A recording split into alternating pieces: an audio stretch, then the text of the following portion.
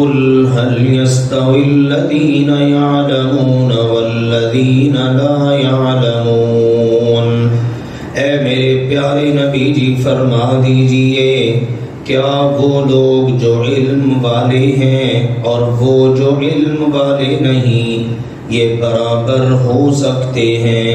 یقیناً نہیں۔ وما يتذکر انما يتذکر اولو الالباب، در حقیقت عقلوں والے ہی نصیحت پکڑتے ہیں۔ اللہ تعالی نے انسان کو اشرف المخلوقات بنایا۔ جب پہلے انسان کو بنانے کا ارادہ اور پروگرام اللہ تعالی نے فرشتوں کے سامنے رکھا تو انہوں نے ہم سے پہلے آباد ایک مخلوق جنات ان کا طرز عمل دیکھ رکھا تھا کہ وہ زمین میں فساد مچاتے ہیں، خون بہاتے ہیں۔ تو فرشتوں نے اللہ سے کہا اتجعل فیہا، یا اللہ کیا اب اس زمین میں ایک اور مخلوق بنے گی کہ من یفسد فیہا ویسفک الدماء، جو اس زمین کے اندر فساد مچائے اور خون بہائے؟ اگر کوئی اور مقصد ہے اس کو ہم پورا کر رہے ہیں۔ قرآن پاک میں مذکور سورۃ البقرہ کے اندر یہ جو واقعہ ہے اس سے یہ پتہ چلتا ہے فرشتوں کے پاس بھی اس وقت دو ہی باتیں تھیں، یا تو زمین کے اندر یہ فساد، دنگا اور بدامنی، بے سکونی، یا پھر دوسرا کام یہ ہے اللہ تعالیٰ کی تعریف، اللہ کی حمد و ثنا، اللہ کی فرما برداری۔ یعنی یہ دو شکلیں ہیں، یا اللہ کی فرما برداری ہو رہی ہے یا اللہ کی نافرمانی۔ فرما برداری کے لیے یا اللہ ہم حاضر ہیں، وَنَحْنُ نُسَبِّحُ بِحَمْدِكَ وَنُقَدِّسُ لَكَ، یا اللہ ہم تیری تسبیح بیان کرتے ہیں، تیری حمد بیان کرتے ہیں، تیری تقدیس بیان کرتے ہیں۔ آپ دیکھیے فرشتوں نے جب اللہ کے سامنے یہ بات رکھی تو اللہ نے فرمایا انی اعلم ما لا تعلمون، فرشتوں جو میں جانتا ہوں وہ تم نہیں جانتے۔ پھر پیدا ہوئے حضرت آدم علی نبینا وعلیہ الصلاۃ والسلام، تو دیکھیے اللہ تعالیٰ نے ایک نئی چیز متعارف کروائی۔ وہ کیا تھی؟ وہ ساری کی ساری استعمال میں آنے والی چیزیں وہ سب رکھیں اور اس وقت کہا اب بتائیے، فرشتوں سے کہا بتاؤ تم ان چیزوں کے نام۔ تو انہوں نے اللہ کی بارگاہ میں ہاتھ کھڑے کر دیے، اللہ ہمیں ان کا علم ہی نہیں ہے، سبحانک لا علم لنا الا ما علمتنا، یا اللہ آپ پاک ہیں، ہمارے پاس کوئی علم نہیں ہے مگر وہی جو آپ نے ہمیں سکھا دیا۔ اب آدم علیہ السلام ہے تو اللہ تعالیٰ نے سب سے پہلا کام ان کے حوالے سے کیا ارشاد فرمایا؟ وَعَلَّمَ آدَمَ الْأَسْمَاءَ كُلَّهَا ثُمَّ عَرَضَهُمْ عَلَى الْمَلَائِكَةِ فَقَالَ أَنبِئُونِي بِأَسْمَاءِ هَؤُلَاءِ إِن كُنتُمْ صَادِقِينَ۔ دوسری طرف اللہ تعالیٰ نے آدم علیہ السلام کو ان ساری چیزوں کے نام سکھا دیے، علامہ تعلیم دی، بتایا، علم دیا، سکھا دیا اللہ تعالیٰ نے۔ پھر فرشتوں کے سامنے رکھا، وہ نہ بتا سکے تو اب آدم علیہ السلام سے فرمایا یا آدم انبئہم باسمائہم، اے آدم جی آپ ان کو بتائیے ان چیزوں کے نام۔ تو فلما انبأہم باسمائہم، چنانچہ آدم علیہ السلام نے وہ جو اللہ سے علم لیا تھا اس علم کی روشنی میں وہ ساری کی ساری چیزوں کے نام بتا دیے۔ اب آپ دیکھیے اللہ تعالیٰ نے اس انسان کو جو برتری عطا کی، شرف عطا کیا دیگر مخلوقات پر، وہ کس بنیاد پر ہے؟ علم کی بنیاد پر۔ یہ علم ہے جو اس کو اس درجے پر فائز کر دیتا ہے۔ ہمارے پیارے نبی حضرت محمد کریم صلی اللہ علیہ وآلہ وسلم پر پہلی وحی اترتی ہے غار حرا میں۔ تو کیا وحی اترتی ہے؟ ہم سب جانتے ہیں، مشہور و معروف ہے وہ وحی اس کی آیات مبارکہ اللہ نے اس میں نہیں بتایا عبادت کرو، نماز پڑھو، یہ فلاں کام کرو، روزی روٹی کماؤ، نہیں. ہم سب جانتے ہیں پہلا پیغام کیا آیا؟ اقرأ بسم ربک الذی خلق خلق الانسان من علق اقرأ وربک الاکرم الذی علم بالقلم علم الانسان ما لم یعلم. اے میرے مصطفیٰ کریم جی، سب سے پہلے مخاطب آپ ہیں، آپ پڑھیے. پھر آپ کے ماتحتی میں آپ کے بعد اس قرآن کو پڑھنے والا ہر شخص مخاطب ہے. سب سے پہلے اقرا، پڑھ. کس کے نام کے ساتھ؟ اپنے رب کے نام کے ساتھ. رب کون ہے؟ جس نے پیدا کیا. کیسا خوبصورت یہ انداز ہے اللہ تعالیٰ کا. اقرا باللہ نہیں کہا، بسم اللہ نہیں کہا. اقرا بسم ربک، پڑھ اپنے رب کے نام کے ساتھ. کون ہے تیرا رب؟ الذی خلق، جس نے پیدا کیا. خلق الانسان من علق، انسان کو پیدا کیا جمے ہوئے خون سے. پانی کا نطفہ، پھر اس سے خون بنا. دنگ رہ جاتی ہے انسانی عقل اور انسان ششدر رہ جاتا ہے. کس طرح یہ اللہ بنا دیتا ہے. اگلی آیت میں کہا اقرأ وربک الاکرم، پڑھ. یہ جو تیرے رب کا تجھے تعارف ہو رہا ہے نا، وہ تیرا رب بڑی عظمتوں، شانوں، عزتوں والا ہے. کون ہے وہ رب کہ جس نے انسان کو سکھایا وہ کچھ جو وہ نہیں جانتا تھا، اور سکھانے کا ذریعہ اس نے بنایا قلم کو. تو یہ پانچوں آیات مبارکہ بتا رہی ہیں ہمارے پیارے نبی حضرت محمد کریم صلی اللہ علیہ وسلم پر جو پہلی وحی اتری اس میں بھی یہی بتایا گیا علم.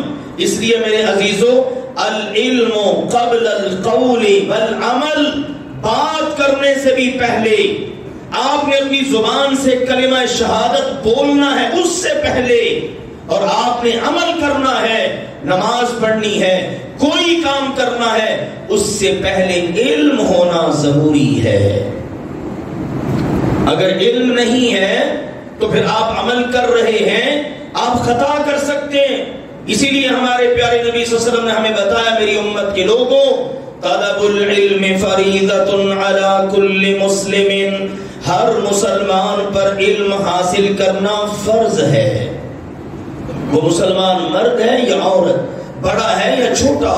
امام بخاری علیہ الرحمہ نے یہ پہلے والی بات جو میں نے ذکر کی نا، کہ بات کرنے سے پہلے، عمل کرنے سے پہلے علم حاصل کرنا ضروری ہے، اس کو بیان کرنے کے ضمن میں بتایا.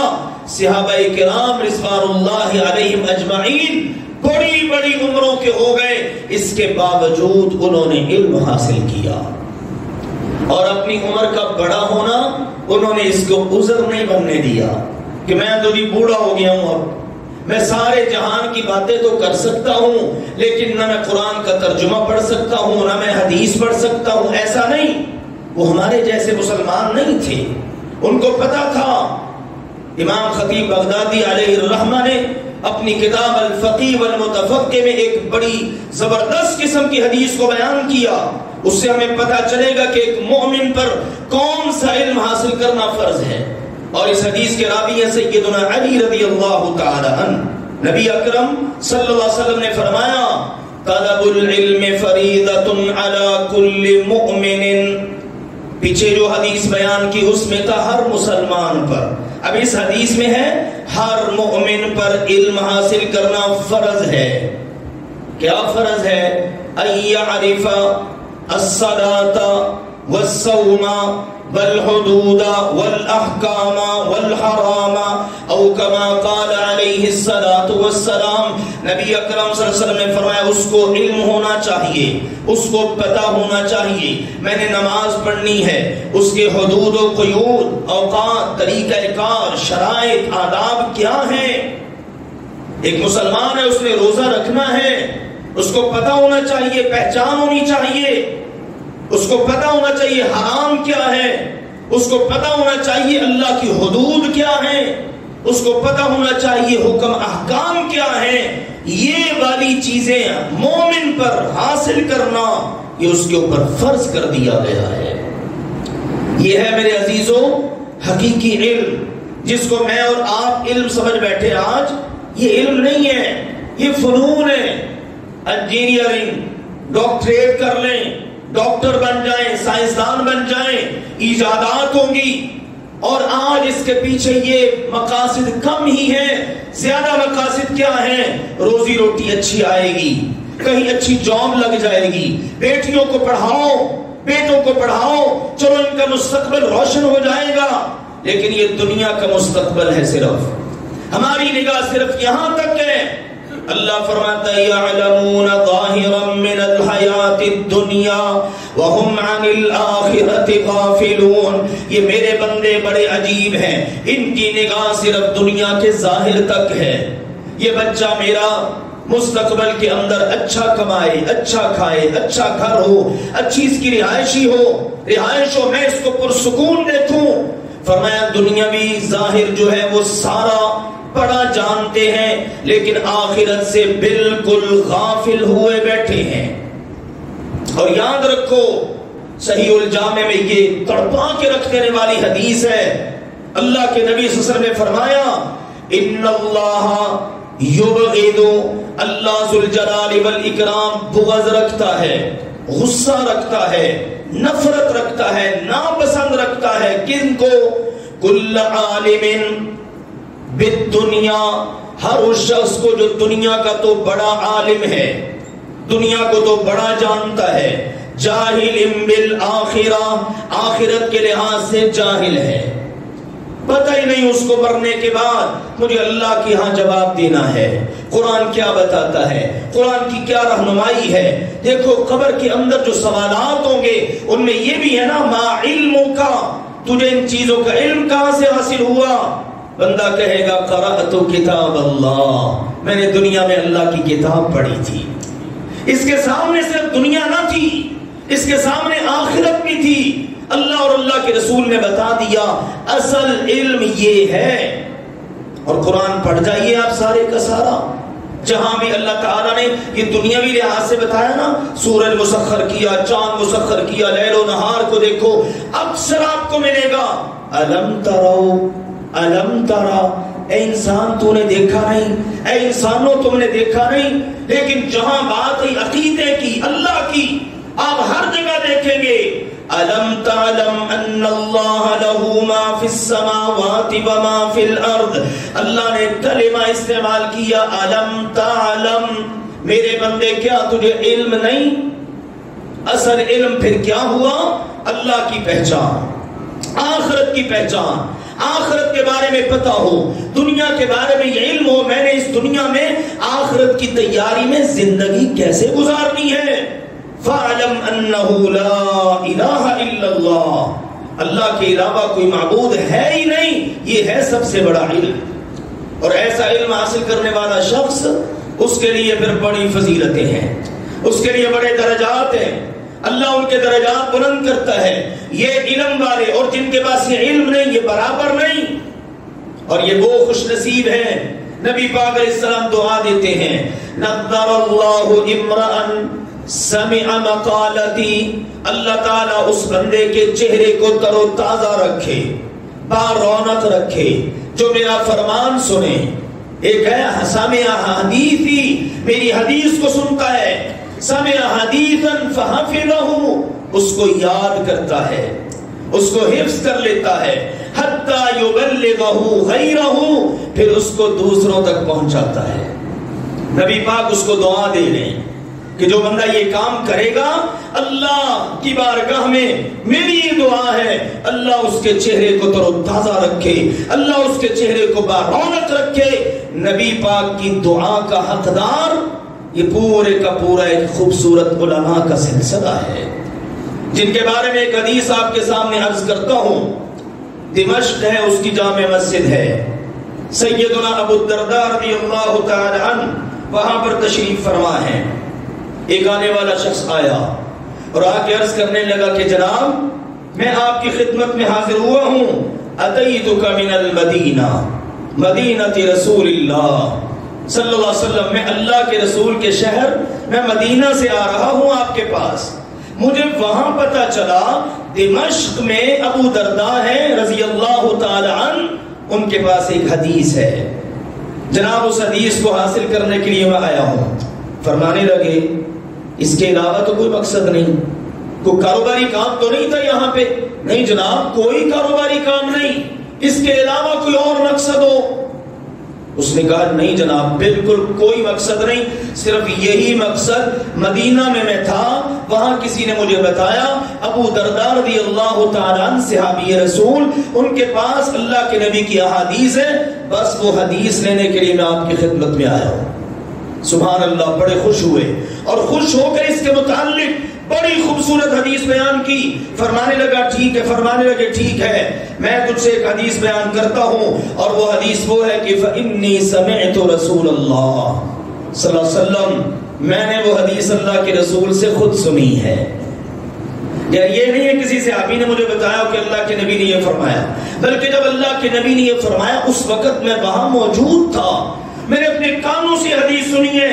آپ نے فرمایا من سلک طریقا یلتمس فیہ علما سہل اللہ له طریقا الی الجنہ، جو بندہ کسی ایسی راہ پر چلے کہ جس میں چل کر وہ اللہ کے دین کا علم حاصل کرتا ہے، اللہ تعالیٰ اس کے لیے جنت کا راستہ آسان کر دیتا ہے. کیسے تھے صحابہ کرام؟ جس کا جو مقصد اسی کے تناظر میں اس کو بات بیان کر دی. لے پھر میرے پاس یہ حدیث ہے، اس حدیث کا پہلی بات اور پہلا حصہ یہ ہے کہ جو علم حاصل کرنے کے لیے راستے پر چلتا ہے، قدم اٹھاتا ہے، گاڑی پر جاتا ہے، اپنے گھر سے مدرسے میں پہنچتا ہے، یہ جو راستہ یہ طے کر رہا ہے، یہ دنیا میں علم کے راستے پر چل رہا ہے، اللہ اس کے لیے جنت کے راستے آسان کر دیتا ہے. اگلی بات وَإِنَّ الْمَلَائِكَةَ لَتَضَعُ أَجْنِحَتَهَا رِضًا لِطَالِبِ الْعِلْمِ، طالب علم جا رہا ہے اور اللہ کے نورانی فرشتے اس کے قدموں تلے اپنے نورانی پر بچھا دیتے ہیں. یہ اللہ کے دین کا طالب علم ہے. یہ مقام کسی ڈاکٹر، کسی انجینئر، کسی تاجر یا کسی حاکم سیاستدان کسی کا نہیں، یہ انبیاء کے وارثوں کا مقام ہے. یہ اس علم والوں کا مقام ہے جو علم میں نے ابھی آپ کو بتایا کہ علم کیا ہے. دو باتیں. اگلی بات فرمائی وَإِنَّ طَالِبَ الْعِلْمِ يَسْتَغْفِرُ لَهُ مَنْ فِي السَّمَاءِ وَالْأَرْضِ، اور طالب علم وہ خوش نصیب ہے، دین کا طالب علم، آسمانوں اور زمین کی ہر مخلوق اس کے لیے بخشش کی دعا کرتی ہے. سارا جہان گالیاں دیتا ہے، رشتہ دار آ کے بولتے ہیں تم نے اپنے بچے کو کدھر لگا دیا، مولوی کو بیچارے کو جینے نہیں دیتے، کہتے نہیں جاہل مولوی، حالانکہ کسی اور کے ساتھ یہ جاہل کا لفظ نہیں لگتا. کسی نے نہیں کہا جاہل انجینئر، جاہل سائنسدان، جاہل سیاستدان، کوئی نہیں کہتا. ایک مولوی بیچارہ جس کو بہت کچھ سننا پڑتا ہے، لیکن عرش بری سے رب کے فیصلے ہی نرالے ہیں. آسمان اور زمین کی ہر مخلوق اس کے لیے بخشش کی دعا کرتی ہے. فرمایا حتی الحیتان فی الماء، حتیٰ کہ پانیوں میں موجود مچھلیاں بھی اس کے لیے بخشش کی دعا کر رہی ہوتی ہیں. یہ ہے دینی طالب علم کا مقام و مرتبہ. یہیں پر بس نہیں، اگلی بات سنیے. فرمایا وَإِنَّ فَضْلَ الْعَالِمِ عَلَى الْعَابِدِ كَفَضْلِ الْقَمَرِ عَلَى سَائِرِ الْكَوَاكِبِ، ایک عالم کی عابد کے اوپر، علم والے کی عبادت کرنے والے کے اوپر فضیلت ایسے ہے کہ جیسے 14ویں کا چاند نکلا ہو اور سارے آسمانی ستاروں کے اوپر وہ حاوی ہو جاتا ہے، بالکل ایسے ہی 14ویں رات کے چاند کی طرح اس کی فضیلت ہے. دوسری حدیث میں فرمایا کفضلی علی ادناکم، عالم کی عابد کے اوپر فضیلت ایسے ہے جیسے میری فضیلت تم میں سے کسی ادنا آدمی پر ہو. یہ مقام و مرتبہ علم کی وجہ سے. پھر اگلی بات ارشاد فرمائی، لوگوں سنو، ان العلماء برکت الانبیاء، علماء انبیاء کے وارث ہیں. علماء کن کے وارث ہیں؟ سب بولیے کن کے وارث ہیں؟ انبیاء کے. آج انجینئرز کے وارث کتنے مل جائیں گے؟ یہ فلاں انجینئر سے پڑھا ہوا ہے، یہ فلاں ڈاکٹر سے پڑھا ہوا ہے، یہ فلاں پروفیسر صاحب سے پڑھا ہوا ہے، ان کے وارث کتنے مل جائیں گے؟ آئیے انبیاء کے وارث کون ہیں؟ کون خوش نصیب ہیں جو انبیاء کے وارث بننا چاہتے ہوں؟ ہر دور میں انبیاء کے ساتھ بھی ایسا ہی سلوک کیا گیا، ڈیگریڈ کیا گیا، ان کی انسلٹ کی گئی، بے عزتی کی گئی، آوازیں کسی گئی، تانے دیے گئے، قتل کیے گئے، ستایا گیا، تنگ کیا گیا، کوئی پرواہ نہ کی۔ انبیاء کے وارث بننا یہ اللہ کے ہاں بڑی قدر و منزلت کی بات ہے۔ فرمایا انبیاء کے وارث ہیں علماء، اور سنو لوگو، ان الانبیاء لم یورثوا دینارا ولا درہما، انبیاء اپنا وارث جس کو بناتے ہیں نہ اس کو درہم دیتے ہیں نہ دینار دیتے ہیں۔ مت سمجھنا اس وراثت میں آ کر تمہیں دنیاوی طور پر ریل پیڑ ہو جائے گی، ڈالر ملیں گے، ریال ملیں گے، درہم دینار ملیں گے، نہیں۔ فرمایا انما ورث العلم، انبیاء وارث بناتے ہوتے ہیں علم کا، یہ علم کی میراث ہے انبیاء کی۔ اور ارشاد فرمایا فمن اخذہ اخذ بحد وافر، جس نے یہ علم لے لیا اس نے وافر مقدار میں اپنا نصیب لے لیا۔ اس کی خوش قسمتی کے کیا کہنے، بہت ساری باتیں میرے عزیزوں، لیکن اب وقت اجازت نہیں دیتا کہ میں اگلی بھی کوئی باتیں کروں۔ مختصر بات یہ اللہ کہتا ہے وما انما یتذکر اولو الالباب، عقل والے نصیحت پکڑتے ہیں، علم والے اور بغیر علم والے برابر نہیں ہو سکتے۔ علم والوں کے درجات اللہ بلند کرتا ہے، طالب علم کی یہ قدر و منزلت ہے۔ اور دیکھو ہر شخص نے جانا ہے، فرمایا بندہ مر جاتا ہے، اب اس کے مرنے کے بعد اگر کوئی چیز اس کو فائدہ دے سکتی ہے تو وہ ہے علم ينتفع به، علم جس سے فائدہ اٹھایا جائے۔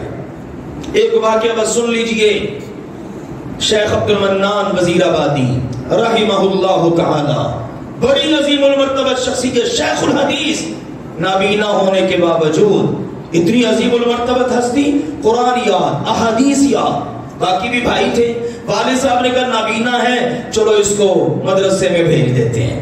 ہمارے یہاں یہی کچھ ہوتا ہے نا، چلو یہ طالب علم بیچارہ سکول میں نہیں پڑھتا، اس کو مدرسے میں ڈال دو، یہ سکول میں تو نہیں چلا، حفظ کروا لو۔ ہم نے سمجھا کہ حفظ کرنا بڑا ہی آسان ہے، حالانکہ حفظ کے لیے بڑا دماغ چاہیے، لیکن آپ دیکھیے تصور کیا ہوتا ہے۔ انہوں نے ڈال دیا مدرسے میں کہ جو نابینا ہے دنیا تو لے نہیں سکتا، باقی جو تھے ماشاءاللہ بینا آنکھوں والے ان کو دنیا میں ڈال دیا، کالجوں میں پڑھے جناب، کوئی باہر کے ملکوں میں چلے گئے۔ اب یہ بزرگ ان کے والد محترم وفات پا گئے تو اپنے قریبی دوست کو وفات کے بعد ملتے ہیں۔ انہوں نے پوچھا اللہ والے سے پوچھا، ہاں عبد المنان کیا سلوک ہوا؟ فرمانے لگے کاش میرے سارے بچے ہی نابینے ہوتے، آج اگر عبد المنان نہ ہوتا تو میں مارا گیا۔ یہ عبد المنان تھا جو میرے پیچھے بیٹھا، قرآن پڑھ رہا ہے، پڑھا رہا ہے، حدیثیں پڑھ رہا ہے، پڑھا رہا ہے، میں نے تو اس کو نابینا سمجھ کے اللہ کے دین پر لگایا تھا، لیکن یہ تو میری بخشش کا ذریعہ بن گیا، باقی بچے میرے کام نہ آ سکے میرے مرنے کے بعد، یہ نابینا میرا بچہ یہ میرے کام آ گیا۔ دنیا میں بھی اللہ نے بڑی رفتیں عطا کی، آج ہر علم والا ان کو جانتا ہے، اور حدیث کی جب سند چلتی ہے تو کتنی سندیں ہیں جو ان سے ہو کر آگے گزرتی ہیں۔ تو میرے عزیزوں، اللہ یوں درجات دیتا ہے، اللہ یوں رفتیں عطا کرتا ہے۔ اللہ ذوالجلال والاکرام کی بارگاہ میں دعا ہے اللہ ہم سب کو حق بات کو سمجھنے، قبول کر کے عمل کرنے کی توفیق عطا فرمائے۔ وآخر دعوانا ان الحمدللہ رب العالمین۔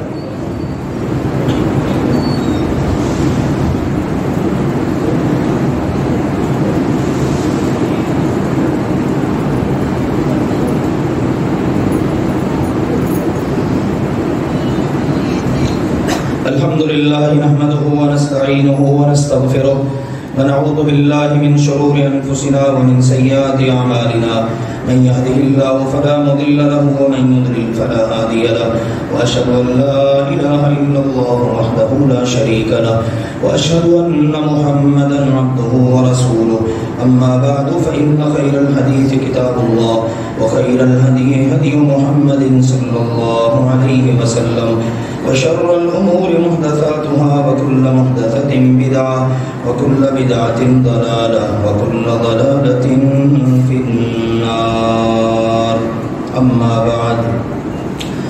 پیارے بھائیوں اور محترم بزرگوں، آج کے موضوع سے آپ نے اللہ کے فضل و کرم سے کافی ساری چیزیں حاصل کی ہیں.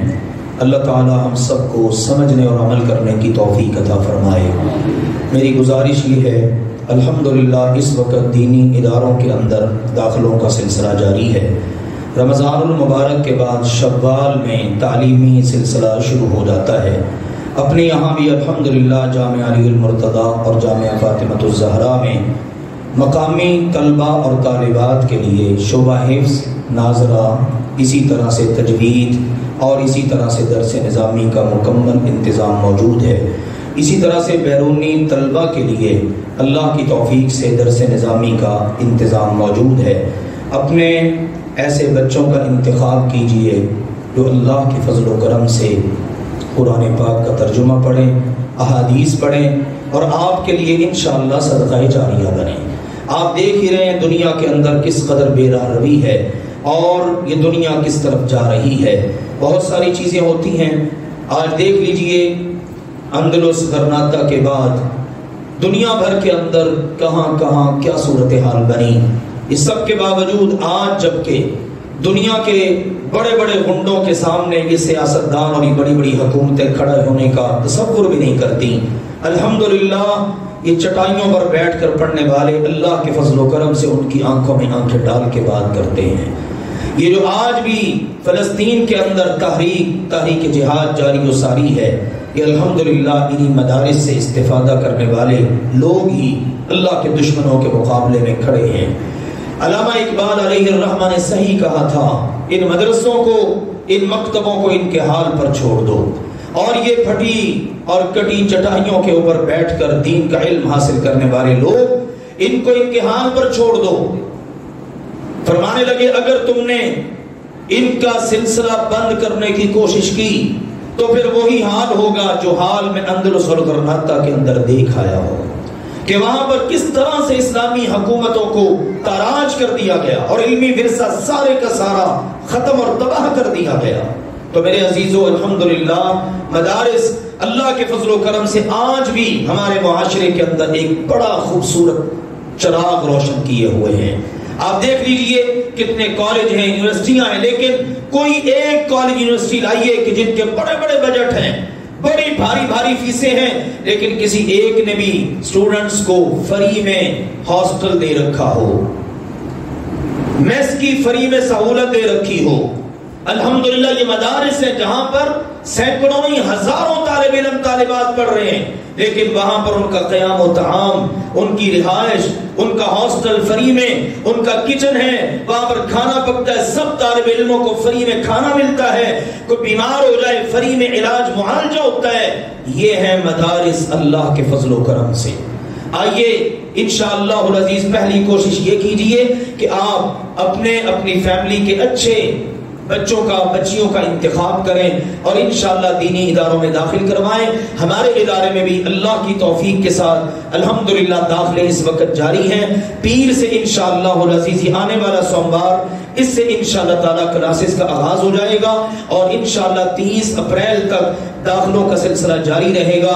لائیے اپنے بچوں کو انتخاب کیجئے ان کا، وہ دنیا کے اندر آپ کے لیے بہترین قرآن پڑھنے والے، احادیث پڑھنے والے ثابت ہوں اور دنیا سے ہمارے جانے کے بعد ہمارے لیے بہترین صدقہ جاریہ ہو.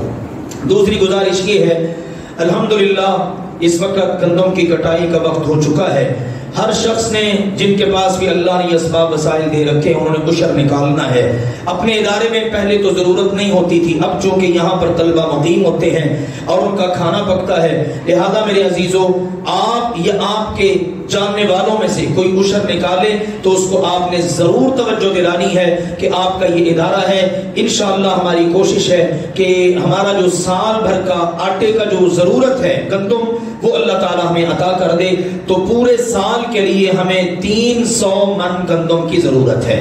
300 من گندم. آپ یوں سمجھ لیجئے کہ 100 من میں سے 5 من جو ہے وہ عشر نکالنا ہوتا ہے اور 1000 من میں سے 50 من نکالنا ہوتا ہے. تو جس کو اللہ تعالیٰ نے جس قدر ہمت استطاعت دی ہے وہ ضرور اس میں اپنا کردار ادا کریں. اپنے دیہات میں رہنے والے، گاؤں میں رہنے والے لوگوں کو بتائیں. یہاں بہت سارے احباب ماشاءاللہ جمعہ کے لیے تشریف لاتے ہیں، عیدین کے موقع پر وہ اپنے گاؤں میں جاتے ہیں، وہاں کے لوگوں کو بتائیں، آگاہ کریں اور انشاءاللہ خود انتظام کریں. ہماری معلومات کے مطابق 1 من گندم کی قیمت جو میرا خیال ہے گورنمنٹ نے شاید ریٹ نکالا ہے وہ ہے صرف 3900 روپیہ. ایسا بھی ہو سکتا ہے کہ آپ اپنے ذمے کچھ گندم لے لیں کہ لو جی اتنے من گندم اس کی قیمت میں ادا کر دوں گا. ہم انشاءاللہ اس کی خریداری کریں گے اللہ کی توفیق سے، اور ہم اپنے بچوں کو انشاءاللہ یہاں پر وہ معیاری قسم کا کھانا کھلانا چاہتے ہیں. چونکہ جو پرچیز کیا جاتا ہے یہاں سے آپ کو بتائیے اس آٹے کی کیا حیثیت ہوتی ہے. بہرحال فاعلین خیر کو، دینے والوں کو، معاورین کو اللہ تعالیٰ جزائے خیر عطا فرمائے. آپ ان دونوں باتوں پر بالخصوص توجہ فرمائیے. پہلی گزارش یہ ہے کہ اپنے ایسے ہونہار بچوں کا انتخاب کریں کہ جو قرآن پاک حفظ کریں، ترجمہ تفسیر پڑھیں اور اس لائن پر چل کر انبیاء کے وارث ہونے کا انشاءاللہ کردار ادا کریں گے انشاءاللہ. ہمت اللہ کے فضل و کرم سے ہر شخص نے کرنی ہے کوشش. اگر آپ کے ذہن میں آپ کے علاقے کا، محلے کا، خاندان کا کوئی ایسا بچہ ہے جو پڑھ سکتا ہے آپ اس کو لے آئیے گا. ایسا بچہ ہے جو پڑھ سکتا ہے لیکن اس کے پاس اسباب وسائل نہیں، آپ لے آئیے. انشاءاللہ ہم اللہ کے فضل سے اس کی کفالت بھی کریں گے اور پوری کوشش کریں گے کہ اس کو مکمل پڑھانے تک اس کی پوری سرپرستی کریں انشاءاللہ العزیز. اس کے علاوہ یہ ہے اس حوالے سے بھی کہ عشر اس وقت نکالنا ہے تو زیادہ سے زیادہ احباب اس طرف توجہ فرمائیں. اللہ ذوالجلال والاکرام اپنی رحمت فرمائے. وآخر دعوانا ان الحمد للہ رب العالمین.